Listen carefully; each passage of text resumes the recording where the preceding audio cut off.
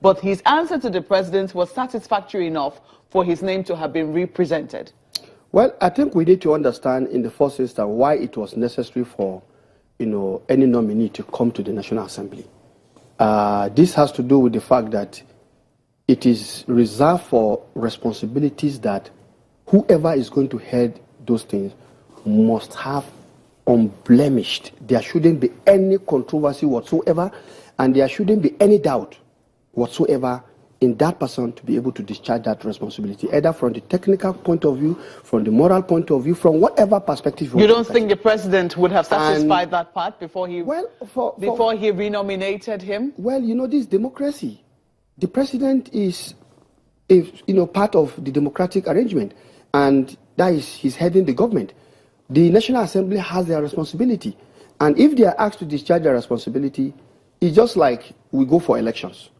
No matter how good you are, the moment the citizens go out there and said, no, we are not voting you, it's not simply because they are saying that you are a bad person completely, isn't it? It's simply because they are saying, look, this is our preference.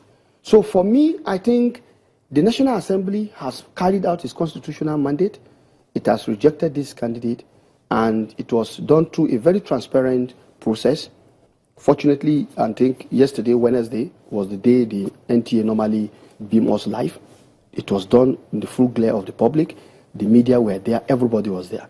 And I think if you look at it, many people are not convinced that he has done justice to the questions that were put across to him. Let us go to Lagos now for a number of questions. All right, Senator, it does appear as though the reason why he was rejected was predicated on the report by the DSS. Now, let me link two questions in one. You did say that the Senate wrote to the DSS again requesting for another security report before he was being cleared. Now, that suggests that, or does that mean that the Senate was expecting that report to change? And if the DSS presents a report that clears him tomorrow, will the Senate pass him?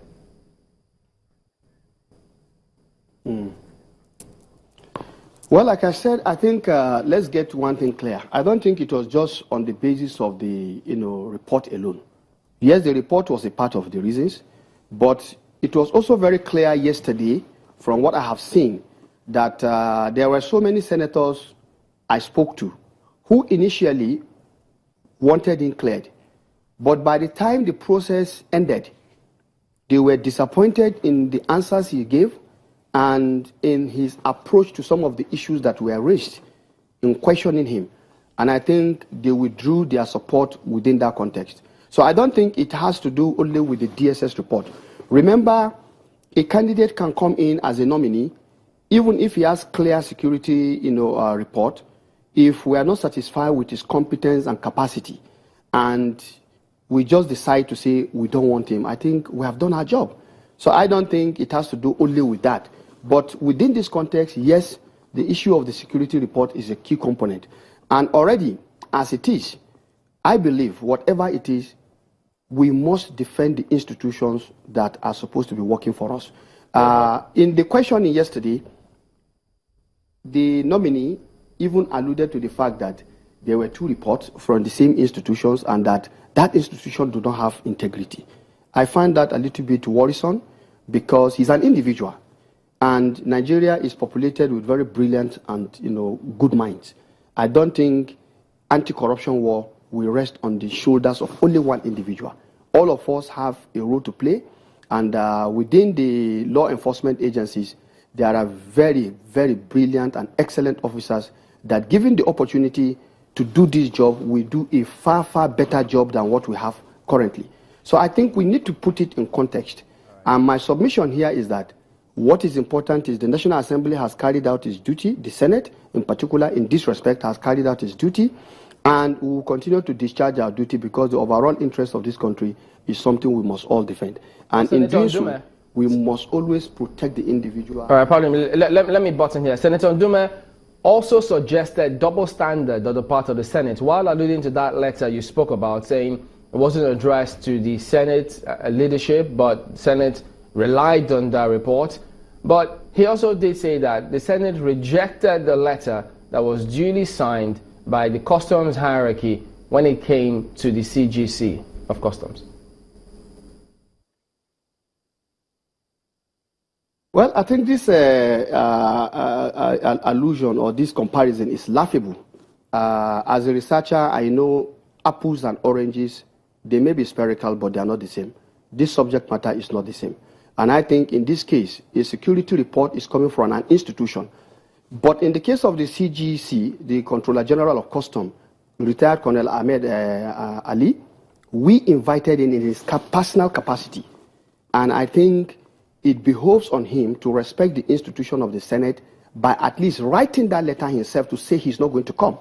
If we were asking for an information from Customs and as Assistant Controller General of Customs write back to the Senate, we would not have any grounds with that. But this is something personal.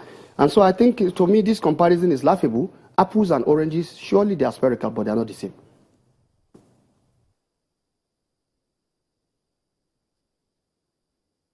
Why is the Senate insisting that Colonel Ahmed Ali, retired Colonel Ahmed Ali, appear in his uniform? Why is the uniform a very important part of his appearance to the Senate?